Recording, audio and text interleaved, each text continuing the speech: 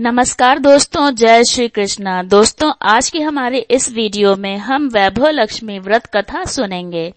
एक बड़ा उत्तम नगर था जिसकी जनसंख्या लगभग 20 लाख थी। बड़े बड़े लंबे बाजार थे, बड़े सुंदर विभूषित दुकानें, ऊंचे ऊंचे मकान, बड़े सुंदर स्त्री पुरुष बाल वृद्धों से वह नगर सुशोभित था। सभी लोग एक दूसरे की भलाई का ध्यान रखते थे, दिन में एक परोपकार अवश्य करते थे, एक दूसरे का सम्मान करते थे, अतिथि का सत्कार करते थे, साधु संतों को विश्राम देते थे। मधुर गायन वादन से दसों दिशाएं गूंजती थी। कुछ दिनों के बाद वातावरण बदलने लगा। लोग बेईमानी करने लगे, कम तोलने लगे, झूठ बोलने लगे। लोभी व बदमाश लोग गरीबों को लूटने लगे। डाकू लोग साधु संतों को सताने लगे। चारों ओर जुआ, शराब, चरस, रंडी आदि के अड्डे बनने लगे। लोग उनमें फंसने लगे। सट्टा लॉटरी से वहां की सरकार की आमदनी करने लगी। ऐसे बुरे वातावरण में किसी का भी सत्यानाश हो सकता था। इस नगर में जहां बदनाम लोग रहते थे, वहां कुछ संतोषी सात्विक प्रकृति वाले व्यक्ति भी रहते थे। कुछ पतिव्रता नारियां भी इस नगर की शोभा बढ़ाती थी। इनमें एक सद्बुद्धि वाली सावित्री भी थी। सावित्री बड़ी सुखी थी। धन व धान्य से घर भरा पड़ा था। स्वर्ग रजत के आभूषण व सुंदर रेशमी वस्त्र सावित्री की सुंदरता बढ़ाते थे। सावित्री का पति भी कठोर परिश्रमी था। रात दिन व्यापार में मग्न रहता था। ईमानदारी से व्यापार करता था, सदा प्रसन्न रहता था, किसी को नहीं सताता था। औषधालय व पाठशालाओं को दान देता था, गरीबों को मुफ्त भोजन बांटता था। कोई भी उसके पास पहुंच जाए तो वह उसकी अवश्य सुनता था। कुछ दिनों के बाद कुछ गलत लोगों से उसकी मित्रता हो गई। जुआ, शराब, चरस, गांजा में ऐसा डूब गया कि धीरे धीरे घर का पूर्ण धन स्वाहा हो गया। आभूषण बिक गए तथा सुंदर वस्त्र सब फटने को आ गए। उनकी कुसंगति में फंसकर बेचारी सावित्री का पति अब भिखारी के रूप में आ गया।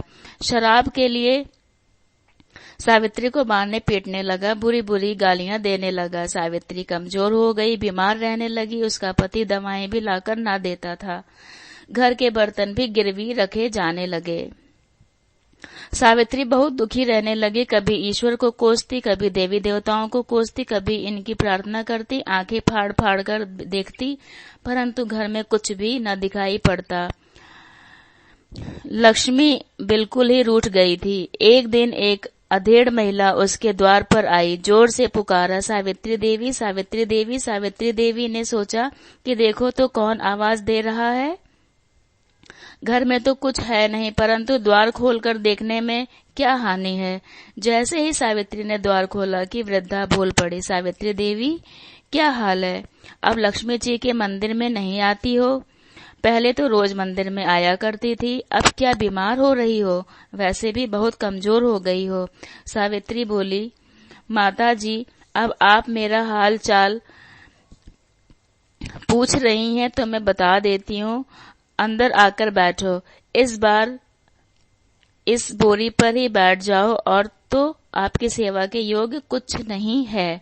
वृद्धा ने कहा, कैसी बातें करती है सावित्री?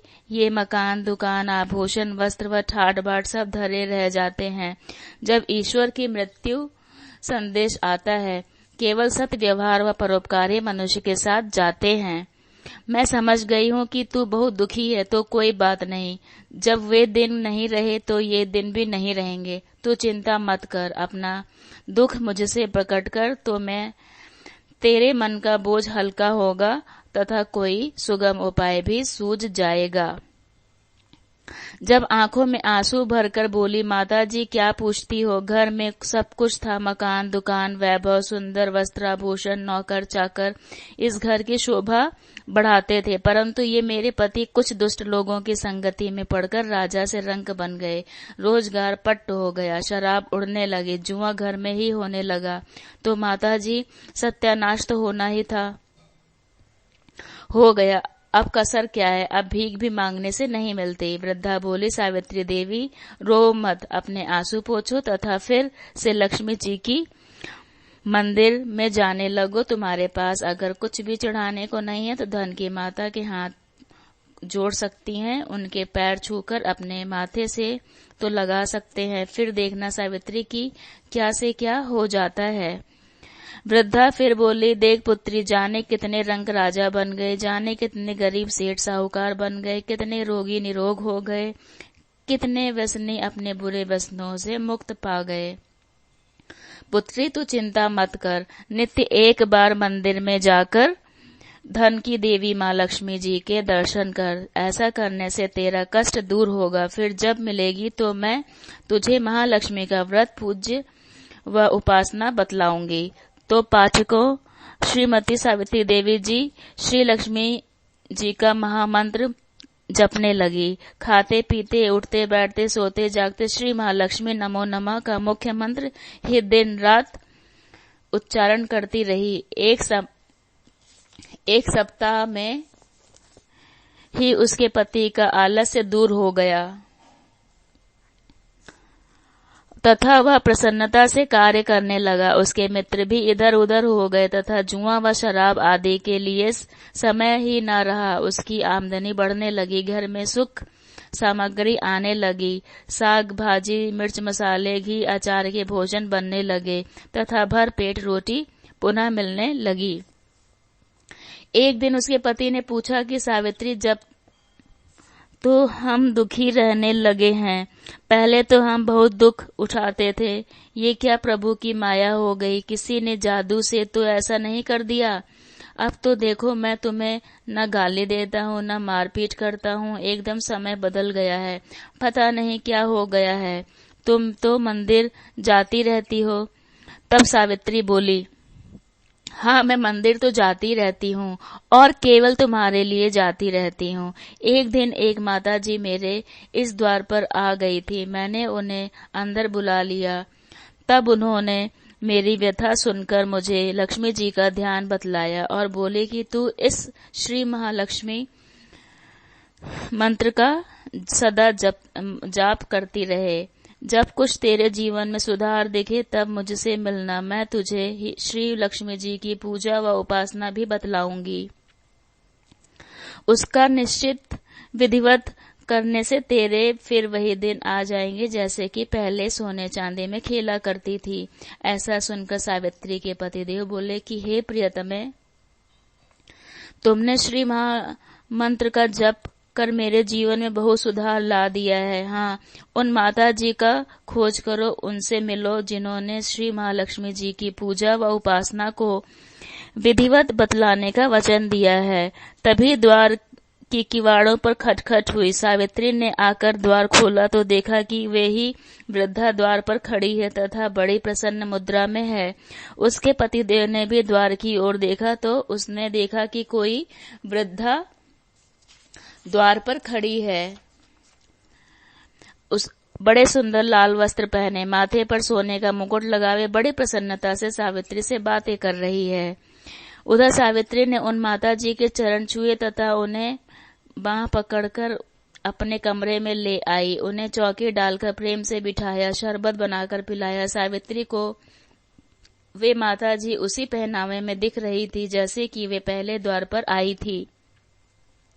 वृद्धा ने कहा, कहो सावित्री, अब तो तुम प्रसन्न हो ना, अब तो तुम निरोग भी दिख रही हो। लक्ष्मी जी का मंत्र जपती हो या नहीं, कहीं फिर तो नहीं भूल गई? सावित्री बोली, नहीं माता जी, मंत्र को कैसे भूल जाऊंगी, उसी महामंत्र के प्रभाव से तो हमारे संकट कटे हैं। अब तो बड़े शांति है, सुख है। माता ने कहा, सावित्री देख, ये सब श्री लक्ष्मी जी की कृपा से है, इनके मंत्र में ही अपार शक्ति है। फिर पूजा व उपासना की बात की। सावित्री बोली, हाँ माता जी, मुझे याद आ गया कि आपने मुझे श्री महालक्ष्मी जी का पूजा व उपासना के विषय में बतलाने का कहा था। सो अब हम पहले से बहुत सुधार में हैं तथा 2 समय की रोटी बड़ी खुशी से भर पेट मिल रही है। माता ने कहा, अरे पगली, तू फिर वैसी ही हो जाएगी जैसे कि पहले गरीबों को खाना बंटवाया करती थी। अब सुन, मैं तुझे श्री महालक्ष्मी जी का पूजा व उपासना का वर्णन करती हूँ, तू ध्यान लगाकर सुन। हे पुत्री, कई पाखंडी कहते हैं कि सोने गहनों की हल्दी कुमकुम से पूजा करो, बस हो गया व्रत। परंतु ऐसा नहीं है। कोई भी व्रत जब तक विधि पूर्वक नहीं किया जाता उसका फल नहीं मिलता। वैसे घर में यदि सोना गहने हो तो उसको शास्त्रीय विधि से पूजा उपासना करनी चाहिए। माँ लक्ष्मी का व्रत शुक्रवार को किया जाता है।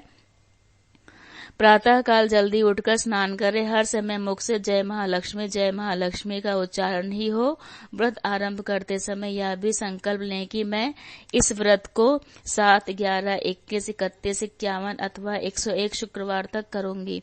प्रारंभ से थोड़ी अवधि का ही संकल्प लें। यदि यह अवधि में मनोकामना पूर्ण न हो तो व्रतों की संख्या बढ़ा देनी चाहिए। किसी की चुंगली नहीं करें। सायंकाल पूर्व दिशा की ओर मुंह करके आसन पर बैठें और माँ लक्ष्मी की मूर्ति या चित्र किसी ऊंचे स्थान की चौकी पर रखकर उसके आगे चावलों की छोटी सी ढेरी लगाएं। एक खुली प्लेट में सोने अन्यथा चांदी के जेवर रखें। चांदी के भी जेवर नहीं हो तो रुपए रखें। चावल की ढेरी पर एक मुट्ठी का अथवा चांदी, कांसे या तांबे का कलश रखकर कलश पर इस प्लेट को रख दें तथा उसके पास ही ताम्रपत्र अथवा चांदी पर अंकित श्री यंत्र को स्थापित करें।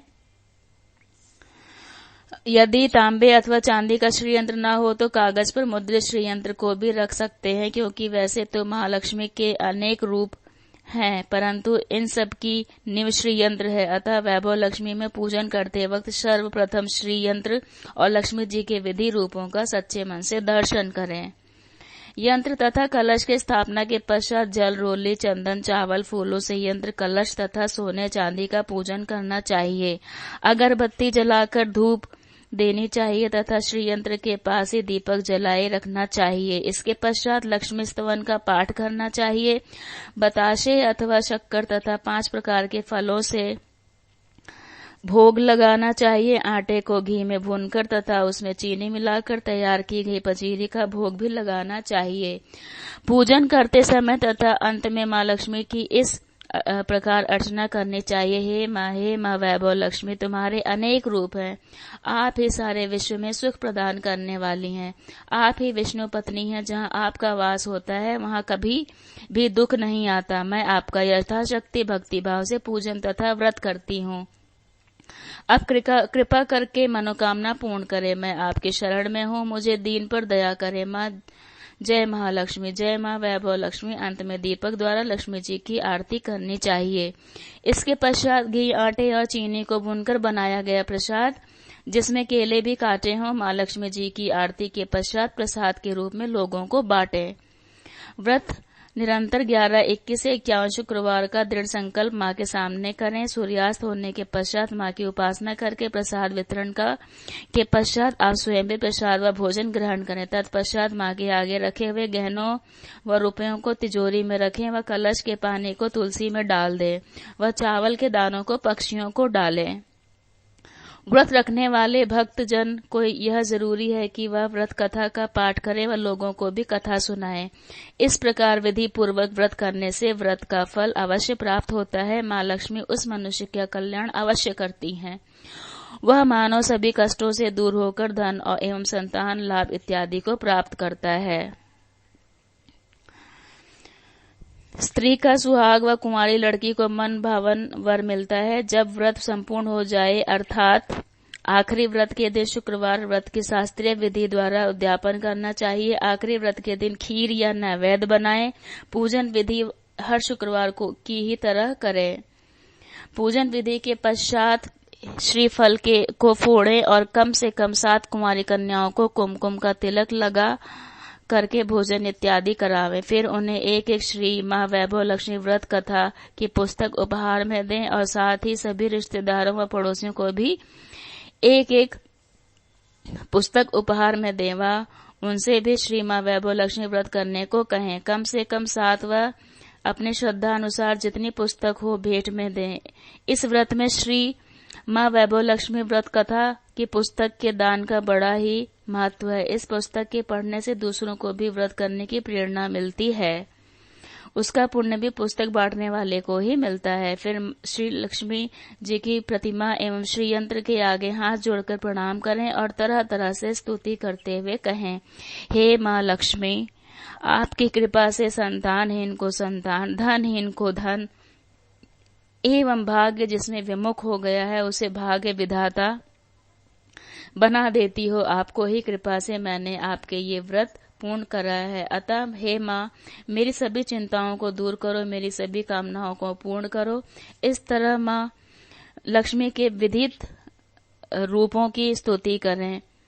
लक्ष्मी सावित्री को देखकर गली मोहल्ले वालों ने भी श्री माँ वैभव लक्ष्मी का व्रत किया। हे माँ वैभव लक्ष्मी, जैसे आपने सावित्री पर प्रसन्न हुई उसी तरह प्रत्येक श्री माँ वैभव लक्ष्मी का व्रत करने वाले पर प्रसन्न होना। सबको सुख शांति समृद्धि देना। जय श्री महालक्ष्मी। धन्यवाद।